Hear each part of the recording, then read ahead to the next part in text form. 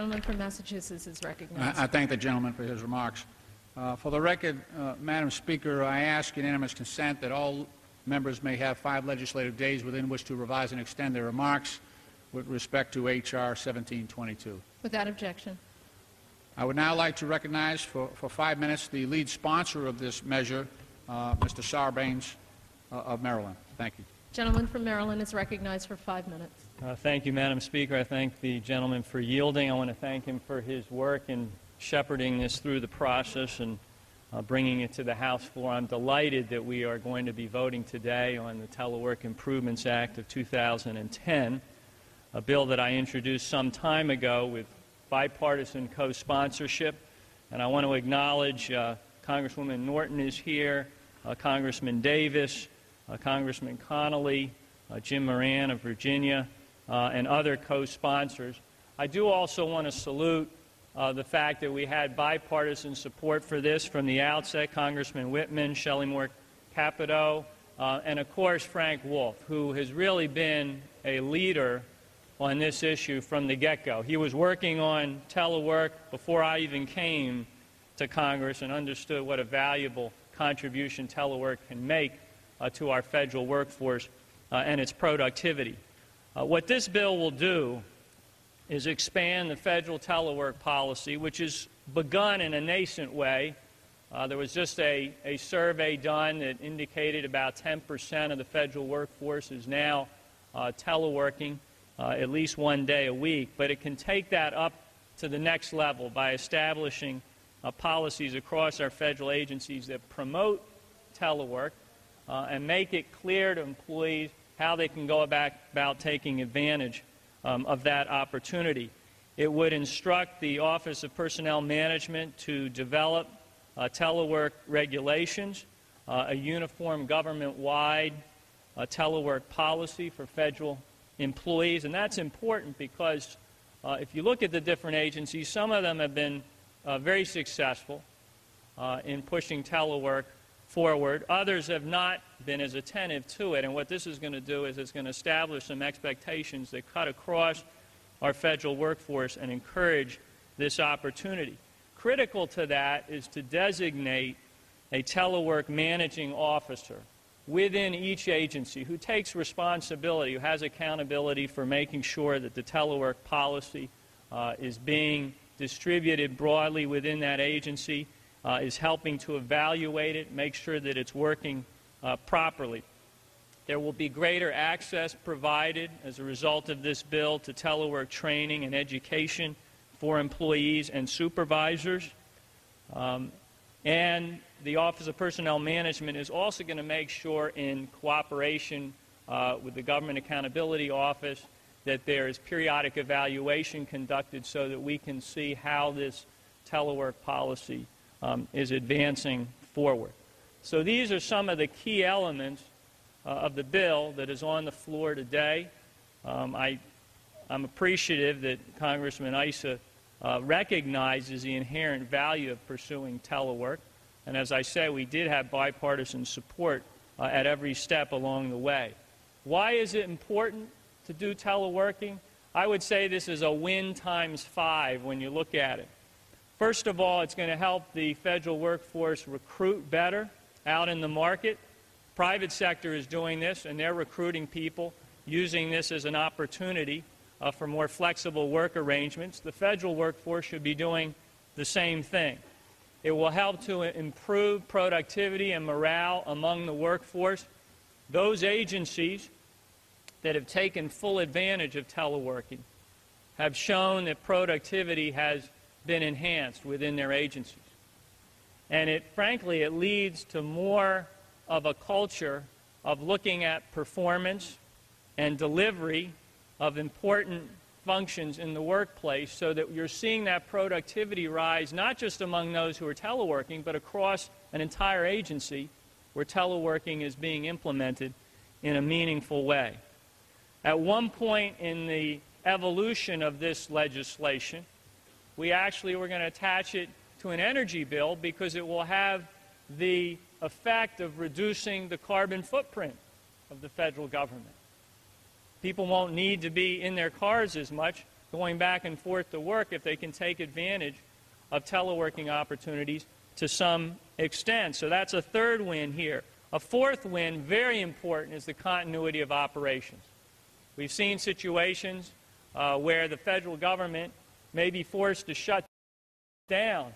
If you've got telework in place, you can continue to run the operations of these agencies even in that situation. And the best example of this we had this past winter was when we had a snowstorm that shut down the federal government, except 30% of the workforce was able to engage in their operations. The gentleman's time has expired. And I'll yield back my time. Thanks very much. The gentleman yields. The gentleman from California is recognized. Thank you, Madam Speaker. At this time, I'd like to yield 5 minutes to one of the co-sponsors of the bill, Mr. Wolf of Virginia. Gentleman from Virginia is recognized. 5 minutes. I ask unanimous consent to revise and extend. I rise in strong support of the bill, but let me just say, Mr. Ice has said that the Republicans wanted to be part of this, and I think we got to start doing things in this institution in a bipartisan way. Quite frankly, I skimmed the motion to recommit, and it looks like it's pretty good. So the more we can kind of work together, the better it will be for all of us. And so I appreciate the gentleman giving me this time. I've been involved in this issue for a number of years. IBM, in fact, many times I hear members on both sides say, we should be more like the private sector. IBM has 115,000 employees every day teleworking. And if you want the government to be like the private sector, allow the federal employees to do the same. And it saves them roughly $450 million a year. There's nothing magic about strapping yourself into a metal box and driving 25 and 35 miles a day to a place and sitting before a laptop when you can do it at home. Simon and Garfunkel, in the song called The Boxer, says, man hears what he wants to hear and disregards the rest. This Congress, on both sides, many times only hears what it wants to hear and more often than not disregards the rest. Let me tell you, 9/11, if you were here on 9/11, nothing worked. If you couldn't have telework or we had more telework, we could have had a continuity of government. The government shut down. It shut down. Would you rather have somebody not working at home and getting paid or working? Secondly, the earthquake in California, the so-called World Series earthquake. You remember then? Norm Mineta was Secretary of Transportation. That's when telework really took off, because had they had to go into the work, the people of California wouldn't have had highways. They wouldn't have been able to get search and rescue people there. Continuity of government. Hurricanes. Has anyone ever heard of Katrina? You want to shut down the government in the South, Louisiana, and Texas, and say, go home and we'll pay you? Or do you want them to telework at home where they can get and connect to a Veterans Administration as someone who's having a difficult problem? Maybe somebody with prostate cancer. How can I connect? How can I get my treatments? Telework. Telework makes all the difference. A tornado, as tornadoes hit and destroy, telework gives you that ability to do it. Continuity of government, saving the money. So man hears what he wants to hear, but what you're disregarding, this is important. This is a good yes vote for continuity of government. This is a good yes vote so you can serve your constituents. This is a good yes vote if you really want to save money. The vote to save money today, the vote that will save money will be the vote for this bill. I want to thank again Mr. Ice, and I would urge you, Mr. Chairman, if you can take, I think the motion to recommit has a lot of good things, but I think it's more important that we come together and find some things that we can come together and work in a bipartisan way. But for continuity of government, to save money, I ask for a yea vote on this bill and yield back the balance of my time. The gentleman from Virginia yields back the balance of his time. The gentleman from California reserves the balance of his time. The gentleman from Massachusetts. Thank you, Mr. Speaker. At this time, I'd like to recognize the full committee chairman, energetic and wise chairman of the Oversight Committee, Mr. Towns, the gentleman from Brooklyn, for 3 minutes.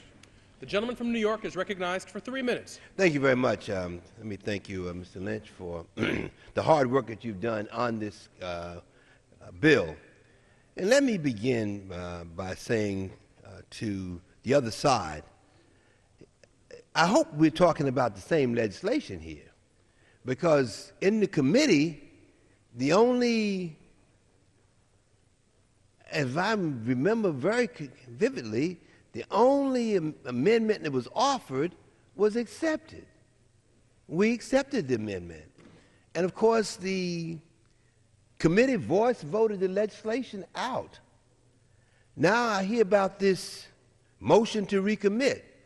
Well, and I understand working together, I do believe in that, and I think you accomplish a whole lot more when you do that. But the point is, we have not even seen the motion to recommit. So therefore, you're talking about working together and sharing information, but at the same time, you're withholding information. That, to me, I find very, very strange. This is a committee that would welcome ideas and suggestions, but the point is that we can't go through a whole process, and then at the end of the process, we complain about the fact that I did not have an opportunity. I want you to know that we recognize the importance of amendments, and if they strengthen the legislation, we would have accepted it. Of course, so I want to thank all of the folks that worked on this. And it seems hard, I understand now, to imagine with the sweltering summer heat has arrived. But during February's record-breaking snowstorm, the federal government in the D.C. area shut down for nearly an entire work week. We now have almost forgotten that.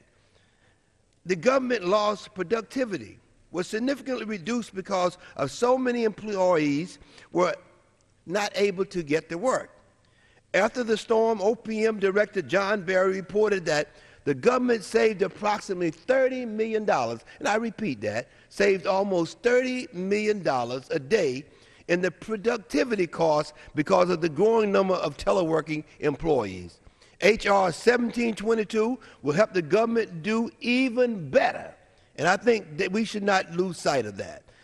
The legislation builds on the government's current telework capability and will strengthen it by requiring the head of each agency to establish a telework policy.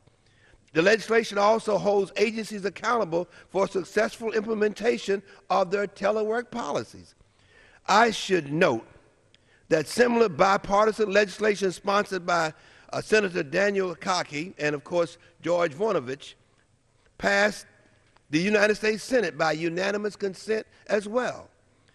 I am pleased to offer my support for this bipartisan, good government bill that will save the taxpayers money while reducing energy consumption, air pollution, and traffic congestion. It will promote more flexibility for federal employees and allow the government to attract top talent for every state and every district in the country. This is a win-win-win legislation. I urge all members to support the bill, and of course, I say to my colleagues, let's move forward. Let's not look back. Let's move forward. We know what we need to do. And of course, again, let me say that any amendment that was offered was accepted. On that note, I yield back the balance of my time. The gentleman from New York's time has expired. The gentleman from Massachusetts reserves the balance of his time. The gentleman from California is recognized. Thank you, Mr. Speaker. At this time, I'd like to yield 4 minutes to the gentleman from Virginia, Mr. Whitman. The gentleman from Virginia is recognized for 4 minutes. Thank you, Mr. Speaker. I'd like to thank Ranking Member Issa for his great work on this bill. I appreciate your words and Congressman Wolf's words concerning the things that we need to do. You know, telework is a nonpartisan issue. It just makes sense. It's how do we create efficiencies. And these days, we want to be able to do more with less in what is definitely a resource-challenged environment. And, you know, despite the fact that there are numerous benefits of teleworking, such as reduced traffic congestion and reduced energy consumption, cost savings, competitive hiring and retention, emergency preparedness, as we saw during the snowstorm, many federal agencies continue to underutilize telework. And this bill is going to help ensure that federal employees who are eligible to telework are able to do so without diminishing agency operations and performance. Under this legislation, federal employees handling classified information, though, would not be eligible to telework. And folks, that's a group of people that we're missing out on. There's a great opportunity there to bring those folks that work in secure networks to the table to participate in telework. And I offered an amendment that was rejected by the Rules Committee that would have required the Office of Personnel Management to report on the status of any programs for teleworking by federal employees whose primary duties require access to secure networks, and to identify at least 2 sites for a possible teleworking pilot program. And I look forward in the future to working with my colleagues to further explore the potential for secure teleworking. We all know in this region there are a number of agencies that have their employees working on secure networks. We ought to make sure we're looking at bringing those folks in. We saw during the snowstorm $30 million of efficiency we picked up during that period of time. So this truly is a nonpartisan issue of looking at increased efficiencies. We ought to be looking across the board at all the ways that we can lift telework up, make it available for every different aspect of federal work operations to make sure we are doing all we can to increase efficiencies, folks. And this is entirely possible. We've had conversations with folks within the agencies. They are ready, willing, and able to pursue this. We need to give them the mechanism to get this done. The desire is there. The need is there. Whenever we match those two together, we have the ability to get this done. So again, this is a nonpartisan issue.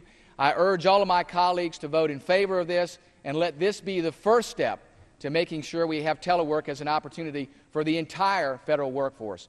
With that, Mr. Speaker, I yield back.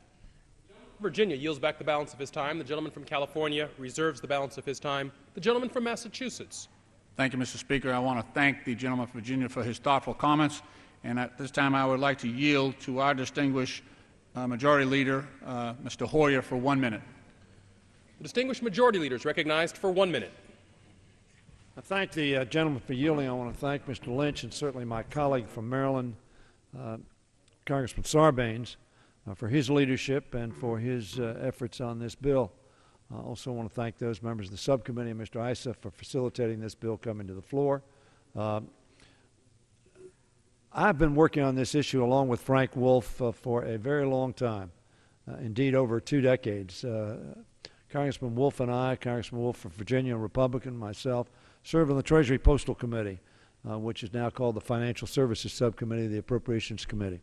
That committee, many years ago, and interesting enough, John Berry, who is now the director of the Office of Personnel Management, was on my staff at that point in time. And we worked on this issue of telework, which makes so much sense for so many reasons.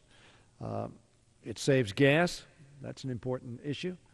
Helps the environment in doing so, reduces road congestion, lowers commuting costs for all drivers, helps employees balance work and family, and saves employers money. Now, let me speak about the family aspect of this. Think to yourself, the average commuter, certainly in the Washington metropolitan area, spends some 35 minutes on the road. If you're in my district, you spend 45 to an hour on the road. Mr. Connolly has shaken his head. Many of his constituents do the same. The gentleman from Virginia is in the same aspect. Think of that time that is not necessarily very productive, but could be family time, and a less stressful worker could be performing their services, when now we deal with so much work being done from a technology aspect where you don't need to be at a given site. That is what this legislation seeks to enhance. And again, I congratulate Mr. Sarbanes from my state for his leadership and for the bipartisan leadership. It would bring flexibility to the 21st century federal workers by creating guidelines for increased teleworking or telecommuting, as some call it. With today's technology, many employees perform at least some of their work, and indeed all of their work, functions at their homes or at the alternate work site closer to their homes, eliminating or reducing the need to commute. That's what the gentleman from Virginia was talking about in terms of a secure site, which could be, we had one in Prince Frederick, we had one at the community college in Waldorf, Maryland. I don't know whether they're secure sites, I think they're not, but a secure site for a group of employees who need such a secure site closer to their home affects all of the same kinds of efficiencies that I've talked about. That's why this bill is such an important encouragement to the federal government, one of the world's largest employers, to affect this efficiency.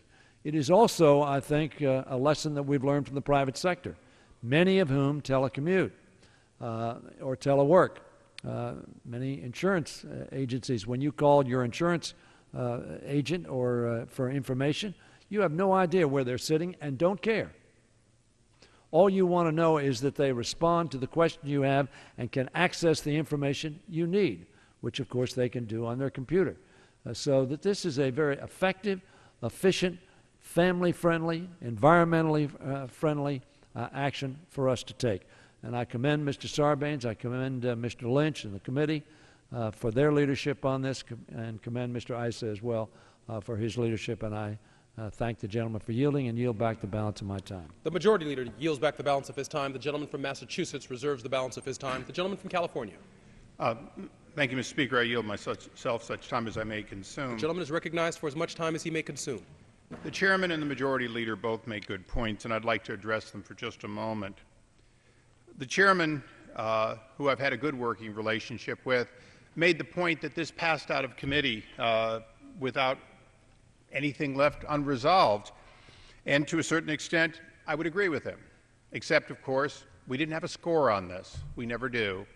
We didn't know what this bill was going to cost, and when we discovered that this was going to cost millions of dollars every year, we made it clear before the last round of requests for vote that we would have to find an offset, or we'd have to modify the bill to ensure that it would not cause the taxpayers to look at this as simply a perk for government, because ultimately we can talk about morale, but the federal workforce makes on the average $60,000 more than their private sector counterparts.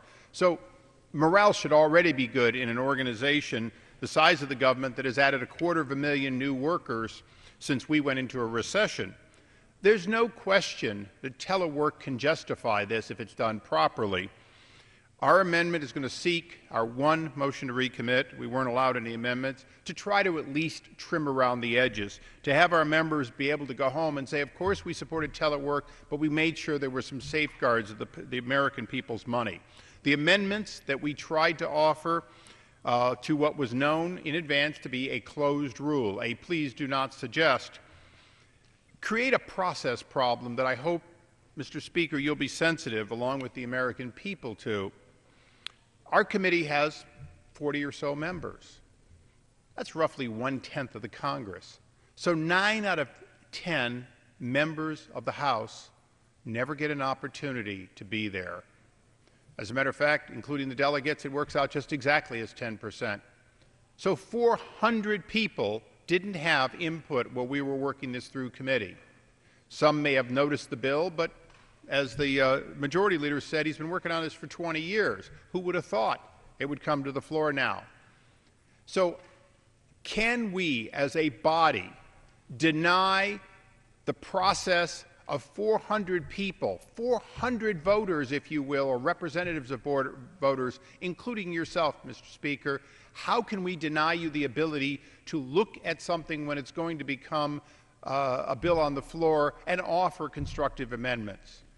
The process of the Rules Committee is supposed to deal with germaneness. It's supposed to deal with whether or not your amendment is properly written, whether it seeks to amend a portion of the bill allowed to be amended. That's not the way it is here in the House right now. We had amendments perfectly allowable, and they simply were ruled out because you could. So we will use our one opportunity, our motion to recommit. We trust that we have written it properly and that it will be found to be in order. And we trust that both sides will see that it's modest, it's moderate, it's intended simply to deal with cost and other concerns in the bill. There's no killer in this bill. There's nothing the American people would not be happy with in this bill the way it is, and there's nothing they'll be unhappy with if the motion to recommit passes. We've structured it that way. We'd like to have something that started off as bipartisan and is bipartisan. Mr. Speaker, I truly believe we're going to have that opportunity. I would hope that everyone in this body will view it that way, look at it carefully, come to the same conclusion, and we will leave here today on a bipartisan basis, and I reserve the balance of my time. The gentleman from California reserves the balance of his time. The gentleman from Massachusetts. Thank you, Mr. Speaker. I just want to ask for clarification. Did the gentleman say that employees make an average of $60,000 more than their counterparts? That's correct. Does the gentleman have Pay any and, I'm evidence sorry, of that? Mr. Chairman, it's pay and benefits. $60,000 more. At $175,000, one congressman to another, yes, the typical American making $35,000 or $40,000 understands we make a lot more. The typical federal employee makes $60,000 more than their... In pay and benefits. Well, if the gentleman would produce some type of, that's just, facts not in evidence at all. I'm sure we have kids that are working for $30,000, $40,000 a year. How are they making $60,000 more than their counterparts? I'll be glad to, even though it's not germane to today, I'll be glad to make that available to the gentleman. Yeah. Mr. Speaker, at this time I would like to yield 5 minutes to the gentlelady, Congresswoman Eleanor Holmes Norton from the District of Columbia. Thank you. The gentlelady from the District of Columbia is recognized for 5 minutes. I thank the gentleman from Massachusetts for yielding, but I particularly thank him for his leadership on many issues in our subcommittee, not the least of which is this issue which he has shepherded to the floor so rapidly. And I certainly want to thank Mr. Sarbanes, add my kudos to those he's already heard for the leadership he has shown when he was a member of our subcommittee. Mr. Speaker, this bill does nothing more than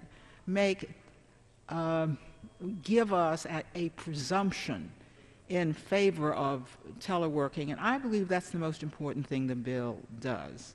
You have heard that we've been doing something called teleworking for decades, but that was whatever agency chose to move forward, whatever employees chose to participate. I can't imagine what the ranking member is talking about when he says millions of dollars this is going to cost the federal government. Mr. Wolf, from his side, essentially rebutted that by getting up and talking about how much money it saves and citing examples. Let me cite an example of something that's almost intuitive. I had occasion to speak to a practitioner, small practitioner, and he was glowing about how his practice has in fact developed and expanded because he doesn't have to have an office anymore. He has a tiny hole on K Street, and he's got about 15 lawyers working out of their homes. In a real sense, the federal government is behind. There's no case to be made that when you allow people to work at home, you somehow are costing the government more money. Perhaps it costs a few dollars in administrative costs, transaction costs to set up this system. But anybody from the private sector hearing a federal official get up and say, oh, we're going to teleworking, and boy, is that going to cost us an arm and a leg, will scratch his head and say, what are they talking about? Don't they know that this was one of the first and most important things that the private sector has done, invested money in doing, precisely to save money? They look at the bottom line. That's the conclusion they reached long before today. When I speak of the presumption in favor of telework, notice that you got to that an agency has a 20% goal every 2 weeks of doing telework. We wouldn't have set that goal if they were already doing it.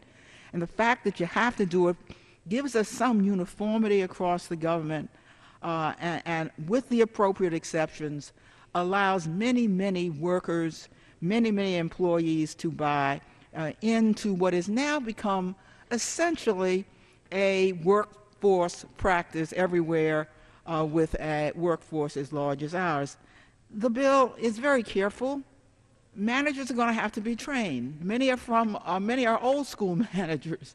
They do not know, perhaps as well, do not feel instinctively as at home with employees under their supervision who telework. They're going to have to learn how it's done, and importantly, teleworking, as opposed to coming in, does not affect your job performance evaluation. So people are not going to have to think, if I'm in the boss's face for 8 or 9 hours a day, I've got to do better, then this mother who is at home and producing as much work as I do. Continuity of operations has been talked about here. Post 9/11, the closest thing we have even had to continuity of operations is the kind of teleworking that goes on anyway in the federal government. Everybody in the federal government at certain levels does teleworking. They take their work home. Employees have been voting with their feet. Managers have been allowing them to vote with their feet and take the work home. The flexibility, we cannot say enough about the flexibility. We're in an era where fathers and mothers feel responsibility for children, and where, because they are adept at technology, are able to get as much done and more done if they're doing it at home rather than spending what in this region could easily be an hour or so back and forth each way. Everybody teleworked in the snowstorm. There weren't a lot of people just sitting at home. We are doing it anyway. We're just not doing it systematically. We're doing it episodically. Doing it that way means we in fact are wasting money. Let's in fact save money by making sure that as many as are capable are doing what they can given the new technology. I thank the gentleman for yielding. The gentlelady yields back the balance of her time. The gentleman from Massachusetts reserves the balance of his time. The gentleman from California. Thank you, Mr. Speaker. I note the gentlelady acts as though already everybody teleworks. It's very clear that the people who were able to telework that, quote, saved us $30 million during that snowstorm were the people who had redundant activities for the most part, people who had a duplicate computer, duplicate capacity. That costs money. That is an item that we simply want to make sure is cost justified.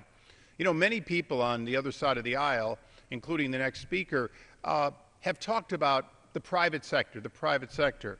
Well, I, for one, came from the private sector, and I very much understand that we do a cost-benefit. Previous speaker talked about an insurance salesman. You don't care where they are. That's right.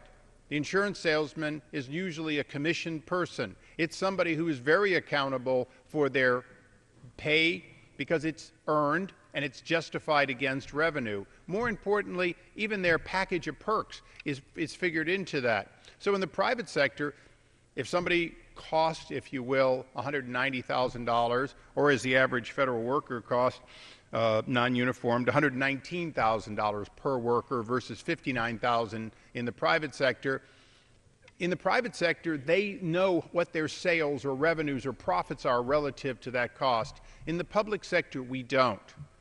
All we're seeking to do, all we're talking about here today is we want telework to be used and rolled out extensively where it can be at least revenue or cost neutral relative to alternatives of bringing people in.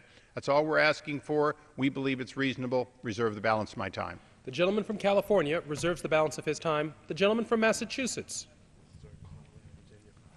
Thank you, Mr. Speaker.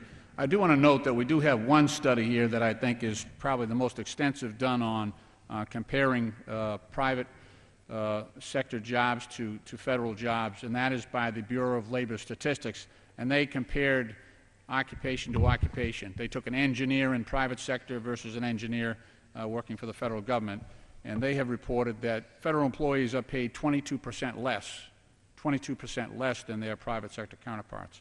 At this point, I would like to yield to an energetic and diligent member of our subcommittee for 5 minutes, Mr. Conley of Virginia.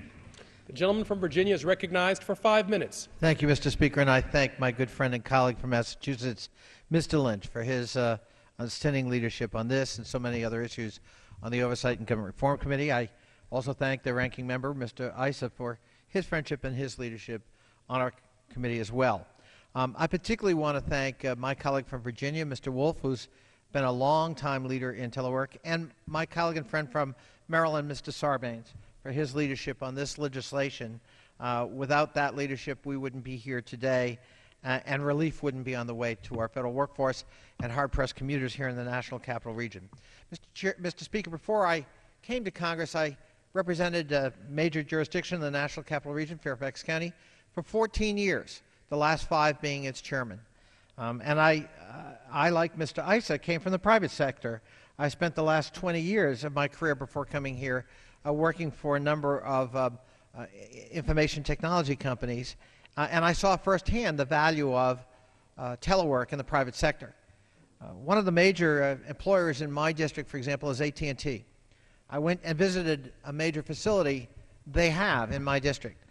33% of their workforce teleworks regularly, 33%. And their estimated cost savings in terms of reduced absenteeism is $2,000 per employee. So if we took that kind of statistic and superimposed it on the federal workforce, we would obviously save a lot more than whatever the implementation cost of this bill might be. I believe, like my colleagues have spoken before, this is critical. This is critical for federal operations. Every federal agency now needs to have a continuity of operations plan in place.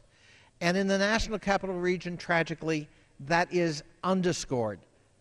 Frank Wolf, my colleague from Virginia, talked about 9/11. He was here in Congress. Well, I was a supervisor in Fairfax County. My office was at a fire station 30 in Merrifield.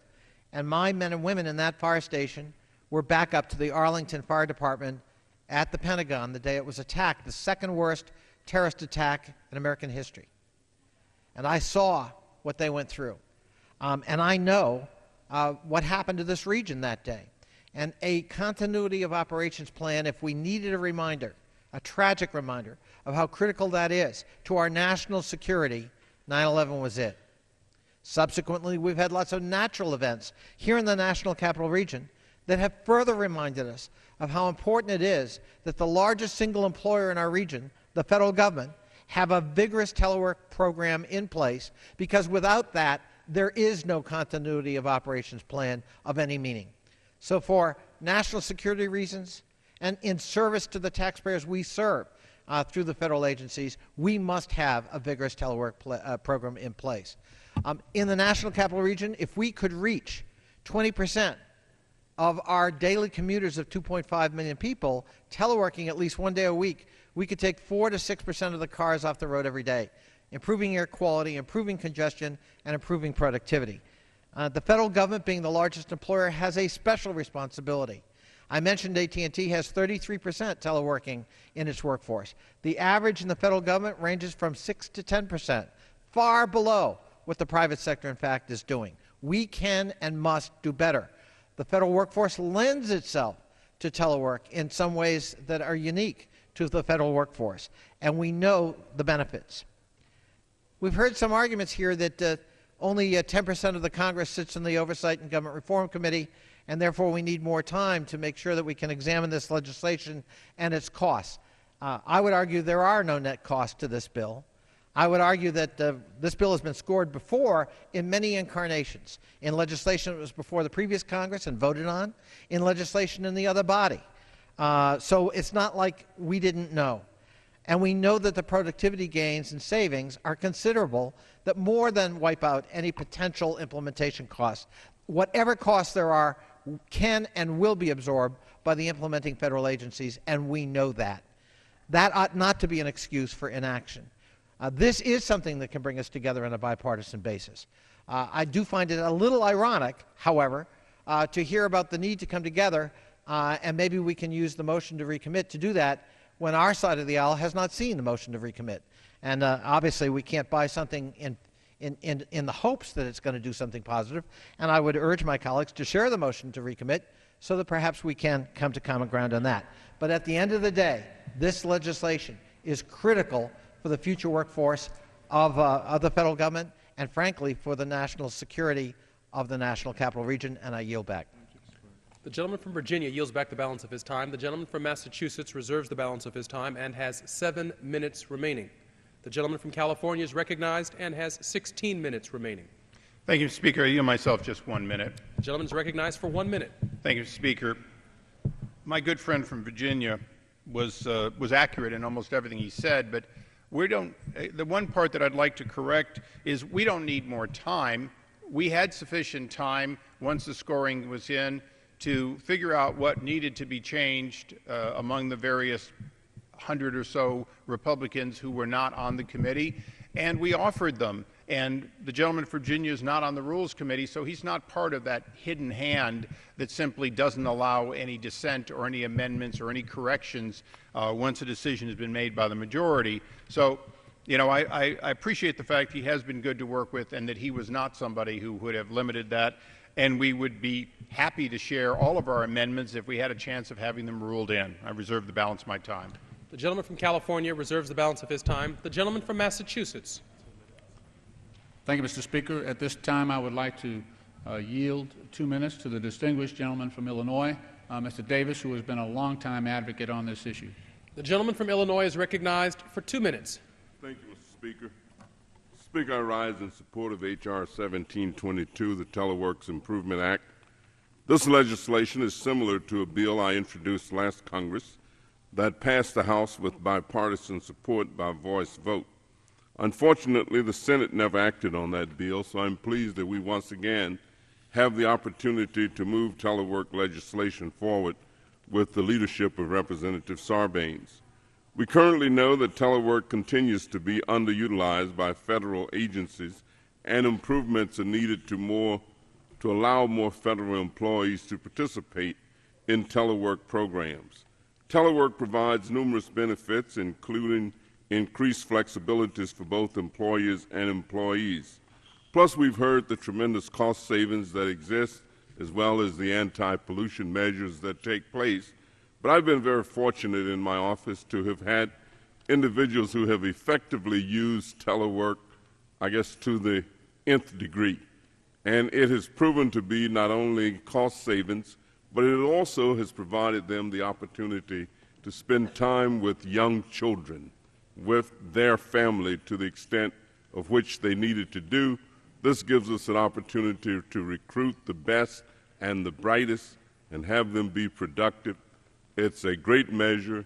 I'm pleased to support it, and I yield back the balance of my time. The gentleman from Illinois yields back the balance of his time. The gentleman from Massachusetts reserves the balance of his time. The gentleman from California is recognized. Thank you, Mr. Speaker. I yield myself such time as I may consume. The gentleman is recognized for as much time as he may consume. As I begin, my staff is bringing over to the chairman a copy of something I'm going to include in the record from the Bureau of Economic Analysis, Department of Commerce. The chairman may recognize the Department of Commerce as part of the administration and part of government. Their assessment in 2008, and it has only become greater, is that we have, as federal workers, against average, this is not against average of job per job, but just against the working stiff, whatever they do in the outside world versus the working stiff in government, $29,169.63 of additional wages. What makes the huge difference the American people don't always see is that in the private sector, a typical benefit package is about $9,881. Well, a civilian federal government employee has a benefit package on the average worth about $40,784, or $30,900 more. So, Mr. Speaker, we do have the Department of Commerce currently, during the Obama administration, telling us very clearly, not that engineer versus engineer, and I appreciate the way you can match up various jobs, but the federal workforce is a highly skilled and highly paid workforce. And we should understand that if we're going to have telework go greater and greater, and I approve of it doing it, we have two reasons to do it. One is continuity of government, and sometimes continuity of government can cost more. It can be for redundant computers, redundant centers, and so on, no question at all. But often it is, and as it is justified in this bill by many of the people speaking out on both sides of the aisle, it is also about avoiding traffic, avoiding building new buildings, avoiding heating and air conditioning, avoiding cost. All the minority would like to make sure is that this expansion meet one of those requirements or the other. If it's necessity and it costs more, fine. Of course you can have redundant facilities. But if it is intended to be cost savings, let's make sure it's cost savings. I reserve the balance of my time. The gentleman from California reserves the balance of his time. The gentleman from Massachusetts. Thank you, Mr. Speaker. I do want to note, thank you for the, I thank the gentleman for the sheet, but this does not compare job to job, nor does it indicate that there's anything close to a $60,000 delta between the private and the federal employee. I cannot. We are I'll jammed with explain time. it on my next time then. At this point, I would like to yield 2 minutes, 1 minute to the gentleman from New Jersey, Mr. Sires, who's also been a very energetic worker on this issue. The gentleman from New Jersey is recognized for 1 minute. Thank you, Mr. Chairman. I rise today in strong support of H.R. 1722, the Telework Improvement Act of 2010. This bill will modernize the federal government and establish our federal agency as a model for telework. During the month of February, when snowstorms shut down D.C. and other parts of the East Coast, telework was used to keep our government operating at an optimum level. However, according to the Office of Personnel Management, only 56% of government agencies have formally introduced telework in their continuity of operations plan. Teleworking benefits are economic, social, and environmental. The Congressional Budget Office scored this legislation as deficit neutral, and telework produces savings from reduced office space as well as increased productivity during the emergencies and inclement weather. H.R. 22 would allow employees more flexibility and create a higher quality of life. Also, this legislation would reduce traffic congestion. Traffic congestion costs our nation billions of dollars and wastes fuel, time, and productivity. Congestion is very prevalent in my district in New Jersey, which is just across the river from New York. However, it also a problem that is growing in rural areas throughout this country. Transportation contributes nearly 28% of the greenhouse gases emitted in the United States, and teleworking can act as a tool to lower this number. I urge my colleagues to support the passage of 1722. The gentleman from New Jersey's time has expired. The gentleman from Massachusetts reserves the balance of his time. The gentleman from California. I reserve it this time. The gentleman from California reserves the balance of his time. The gentleman from Massachusetts. Mr. Speaker, at this time I would like to yield 1 minute to the gentleman from Connecticut, Mr. Himes. The gentleman from Connecticut is recognized for 1 minute. Thank you, Mr. Speaker, and thank you, a sincere thank you to the gentleman from Massachusetts for his leadership on this issue. I, too, rise in strong support of H.R. 1722, the Telework Improvements Act. We've heard articulated today a set of very powerful arguments around security, around productivity, and around cost savings for the passage of this measure. I'd like to note that I represent, like my friend from New Jersey, a district whose economic vitality is compromised by the commuting situation. Many of my constituents spend otherwise what could be productive hours looking at the taillights of other cars on 95 and on the Merritt Parkway as it runs through Connecticut. One additional reason why the federal government should lead and why we should pass this act today is that the federal government should lead on telecommuting, on increasing not just its productivity, but increasing the productivity of the private sector in places like Connecticut, which I represent.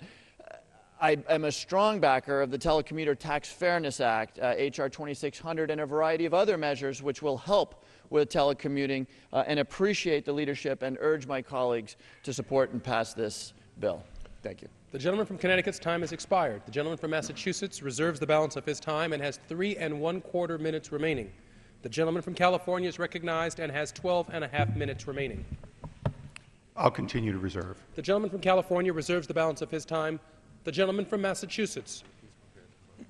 Is the gentleman prepared to close? Close. Okay. Are you prepared to close? We had close? one more speaker, but he's in a markup apparently, and so I don't need to yield. I don't need to reserve for his benefit. Then you'll reserve? I will.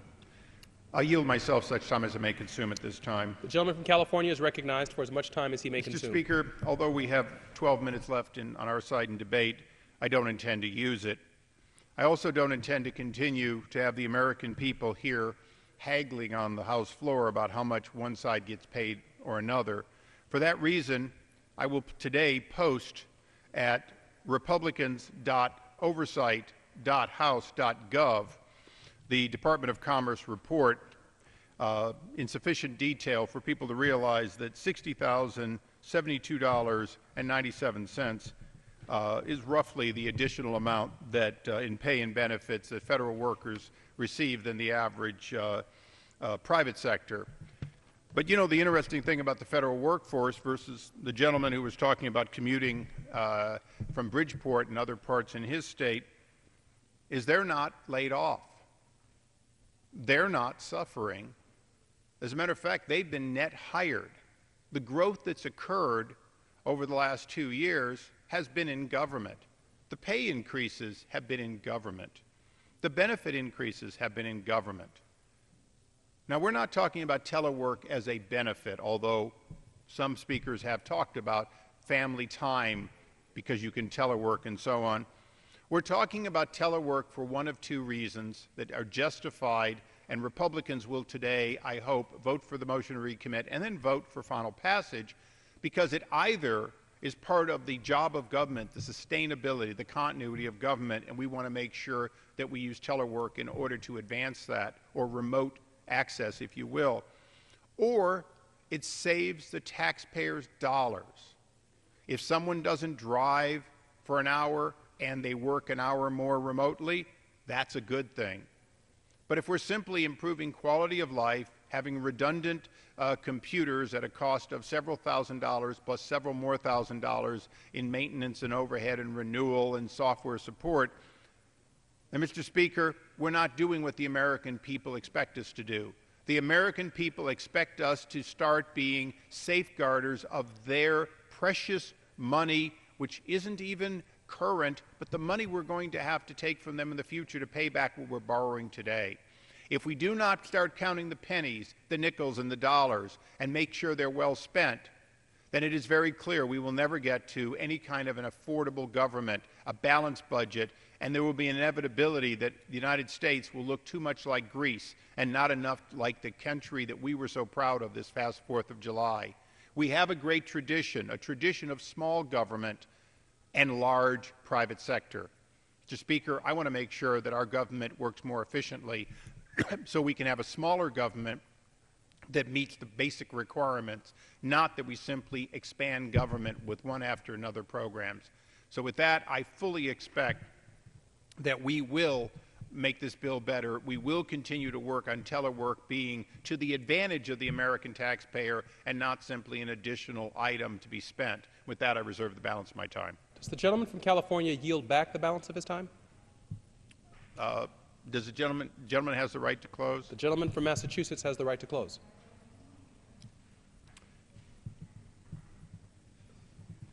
Then, Mr. Speaker, at this time I have no other speakers and I would yield back. The gentleman from California yields back the balance of his time. The gentleman from Massachusetts is recognized. Thank you. I thank the gentleman for that courtesy. Mr. Speaker, in closing, I'd again like to express my strong support for the passage of H.R. 1722, the Telework Improvement Act of 2010. I'd like to thank Mr. Sarbanes, our lead sponsor on this measure, which is before us today and promotes good and common sense governance policy, which will ensure a more efficient, responsive federal government, especially in times of national security and weather-related emergencies. Moreover, H.R. 1722 will allow executive branch agencies to act more like other 21st century employers, particularly private sector employers, which for years have utilized and reaped the benefits of telework in terms of increased job productivity as well as employee morale. I want to quote or paraphrase the words of my Republican colleague, Mr. Wolf of Virginia, who said that that the vote for saving money and the vote for cutting costs here is a yes vote on this measure. So with that, I urge my colleagues to vote in favor of H.R. 1722, and I yield back the balance of our time. The gentleman from Massachusetts yields back the balance of his time, all time having been yielded back. Pursuant to House Resolution 1509, the previous question is ordered on the bill as amended. The question is on engrossment and third reading of the bill. Those in favor say aye. Those opposed, no. The ayes have it. Third reading. Bill to improve teleworking in executive agencies by developing a telework program that allows employees to telework at least 20% of the hours worked in every 2 administrative work weeks and for other purposes. For what purpose does the gentleman from California rise? Mr. Speaker, I have a motion to recommit. Is the gentleman opposed to the bill? I am in its current form. The gentleman qualifies. The clerk will report the motion. Mr. Issa of California moves to recommit the bill H.R. 1722 to the Committee on Oversight and Government Reform with instructions to report the same back to the House forthwith with the following amendment. Page 5, strike 11 and all that follows through page 6, line 9, and insert the following. B, limitations. Mr. Speaker, I'd ask unanimous consent to waive the reading. I object. Mr. Speaker, I wish to reserve a point of order. The objection is heard. The clerk will read. 1. Certain employees not authorized to telework. An employee may not telework under a policy established under this chapter if any of the following apply to the employee. A. The employee has a seriously delinquent tax debt as determined under paragraph 2. B. The employee has been officially disciplined for violations of subpart G of the Standards of Ethical Conduct for Employees of the Executive Branch for viewing, downloading, or exchanging pornography, including child pornography, on a federal government computer or while performing official federal government duties. C. The employee received a payment under the Low-Income Home Energy Assistance Act of 1981, 42 U.S.C. 8621, but was ineligible to receive the payment under the criteria described in Section 2605b2 of such Act, 42 U.S.C. 8624. D. The employee has been officially disciplined for being absent without permission for more than 5 days in any calendar year. 2. Determination of seriously delinquent tax debt. A. In general, for the purposes of paragraph 1A, a seriously delinquent tax debt means an outstanding debt under the Internal Revenue Code of 1986 for which a notice of lien has been filed in public records pursuant to Section 6323 of such code, except that such term does not include I, a debt that is being paid in a timely manner pursuant to an agreement under Section 6159 or Section 7122 of such code. Double I, a debt with respect to which a levy has been issued under Section 6331 of such code upon accrued salary or wages, or in the case of any applicant for employment, a debt with respect to which the applicant agrees to be subject to a levy issued under such section upon accrued salary or wages. And triple I, a debt with respect to which a collection due process hearing under Section 6330 of such code or relief under subsection A, B, or F of Section 6015 of such code is requested or pending. B. Regulations. The Office of Personnel Management shall, for purposes of carrying out this paragraph, prescribe any regulations which the office considers necessary, except that such regulations shall provide that an individual shall be given a reasonable amount of time to demonstrate that the individual's debt is described in clause I, double I, or triple I of subsection paragraph. 3. Certification of savings. An agency may not permit employees to telework under a policy established under this chapter unless the head of the agency certifies to the Director of the Office of Personnel Management that the implementation of the policy will result in savings to the agency. 4. Provisions relating to certain Section A shall be considered. A. To require the head of an agency to authorize teleworking in the case of any employee whose duties and responsibilities, I, require daily handling of classified information, or double I, are such that their performance requires on-site activity which cannot be carried out from a site removed from the employee's regular place of employment, or B, to prevent the temporary denial of permission for an employee to telework if, in the judgment of the agency head, the employee is needed to respond to an emergency. C. Prohibiting collective bargaining activities while teleworking. Notwithstanding any provision of Chapter 71, any time during which an employee teleworks may not be treated as official time for purposes of the authority to carry out any activity under Section 7131 of this title. D. Requirement that presidential and vice presidential records created on non-official electronic mail or social media accounts while teleworking be copied to official electronic mail accounts. In the case of any employee who, while teleworking pursuant to a policy established under this chapter, creates or receives a presidential record or vice presidential record within the meaning of Chapter 22 of Title 44 United States Code through a non-official electronic mail account, a social media account, or any other method, electronic or otherwise, the employee shall electronically copy the record into the employee's official electronic mail account. E, rule of construction. Nothing in this chapter shall 1, be considered to require any employee to telework, or 2, prevent an agency from permitting an employee to telework as part of the continuity of operations plans.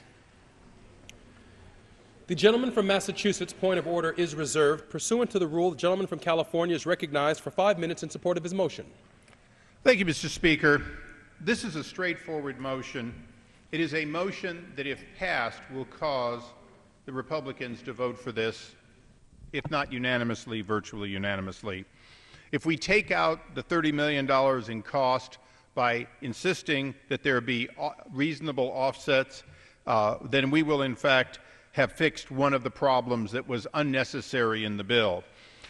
Additionally, as was so well read by our clerk just a moment ago, it is very, very clear that there are some small areas but meaningful areas. We do not want the American people to believe that telecommuters are downloading pornography full-time the way $200,000 plus executives at SEC, Security Exchange Commission, were doing.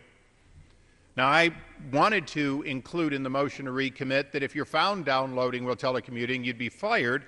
But it turns out, Mr. Speaker, the rules of the House prevent me from offering that. I am not allowed under the rules to insist on behalf of the American people that somebody be terminated if they've downloaded endless pornography while telecommuting. So instead, we simply have said in the motion to recommit that if they're found downloading pornography, they can no longer telecommute. Likewise, on a number of other areas, we feel that the American people should know that there is accountability. Accountability as to the Presidential Records Act. Mr. Speaker, as you know, the Presidential Records Act is extremely important, that if somebody is working off-site, we want to ensure that they do not use a Gmail account or in some other way go off-system and have that lost for the rest of eternity. It is too important, and it is too uniform a law to not make sure that it is included in this act. Additionally, the question of official business. Now, often motion to recommits include poison pills. This is not one. We wanted to make sure that if there's a union contract in which there's union negotiation or other time allotted, official time, that it not be done clandestinely, done around using telecommuting. The fact is that if a union leader who is also a federal employee has a right to have so much time spent doing that, this would not stop them. But it would make it very clear that you can't simply be working out of your house and use that as collective bargaining time or other work that would not be manageable. It's very clear that we were limited in this. This does not fix everything, Mr. Speaker. This does not fix everything I'd like to fix. What it does is it simply makes the bill revenue neutral and in a couple of important areas assures the American people that their taxpayers are not being misused while someone's telecommuting. And with that, I'd like to yield to the gentleman from Georgia. From Georgia is recognized for... The gentleman's recognized. Mr. Speaker, I want to thank Mr. Issa for offering this motion to recommit. Since the stimulus passed last February, the private sector has shed over 3.2 million jobs, and unemployment now stands at a staggering 9.5%.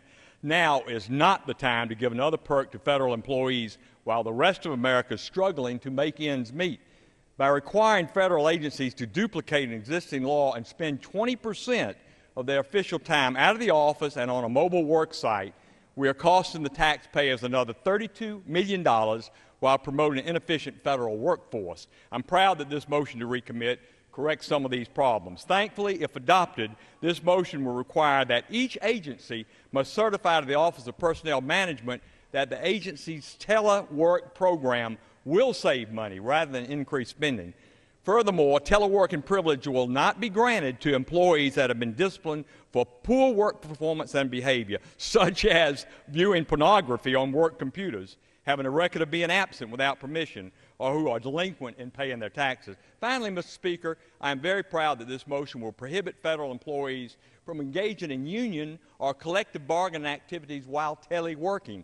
OPM reported that in fiscal year 2008 alone, nearly 3 million official time hours were used in collective bargaining or arbitration of grievances against an employer equating to over $120 million spent on union activities. It's irresponsible, Mr. Speaker, to use these dollars for non-related official duties while on official time. So, Mr. Speaker, this motion to recommit is necessary to save precious tax dollars and ensure the integrity of the federal workforce. I commend Mr. Issa for bringing this forward. I urge my colleagues to support this motion, and I yield back.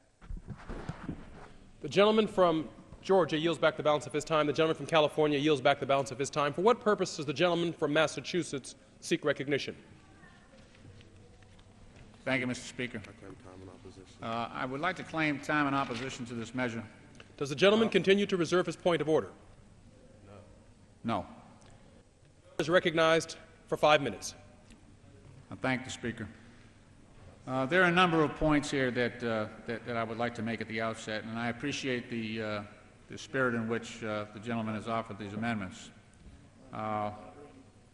Many of the concerns that the gentleman has raised in his motion to recommit have been addressed in the bill. I'd like to begin by saying that right now, with respect to tax delinquency, in enforcing the tax laws against federal employees, we have greater protections right now in place against those federal employees than exist against any other employee in America today. We have the ability to remove them from their jobs. We have the ability to garnish their wages. We have the ability to demand of them compliance with the tax law that is much more difficult to implement against the average private sector employee.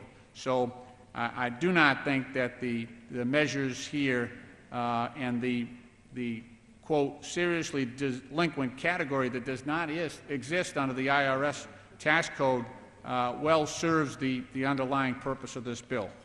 I do want to say that that in prohibiting collective bargaining activity while teleworking is also a question of possible violation with other statutes that I believe may be infringed upon by this motion. And so I would be very, very concerned about. Obviously, we were given this motion about a minute ago, well, a couple of minutes ago, so I'm not sure how that would affect Taft-Hartley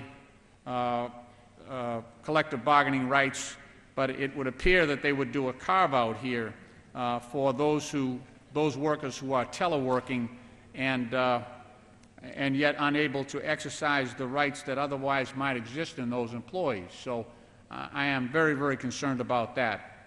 I understand the restrictions. Further, the amended version of H.R. 1722 already incorporates language to restrict allowing employees to telework based on previous disciplinary issues that might have been presented. With respect to the concern raised by my friend and colleague with respect to accessing pornographic sites, I should note that history has shown us that those who rail against weaknesses of the human spirit are usually the very people who succumb to those very weaknesses. But we would certainly agree that that is inappropriate behavior and it should be punished. I tend to think that that is a point of agreement. I think it's just a matter of how to implement that prohibition. There's also a difficulty at the heart of this, which is that the gentleman's motion to reconsider requires us to demonstrate a savings now at this level. Here's the problem. We are not in an appropriations committee. We have not appropriated any money for this. We don't have the ability to do that. This is authorization. So how are we supposed to know when savings, where the break point on savings might be, when we don't know in this forum how much money might be spent? No, I think there's I could explain it. It's in the motion to recommit. that the department certifies. I have not yielded. I reclaim my Does the gentleman time. from Massachusetts yield? No, I have not yielded. Those are structural flaws, I think, in the bill that prevent us from accepting the amendment at this time.